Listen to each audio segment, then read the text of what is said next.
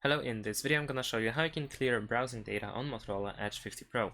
So, the first thing that we need to do is of course open the browser. Now, this depends on the type of browser that you use, but let's assume that you use the Chrome browser, which is this one. So let's open Chrome. Now, in order to open the clear browsing data settings, we need to tap on these three dots over here in the top right corner.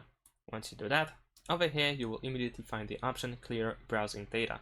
You can choose this option, or you can also go to History, and then after you go to History, below the History text you will find Clear Browsing Data as well.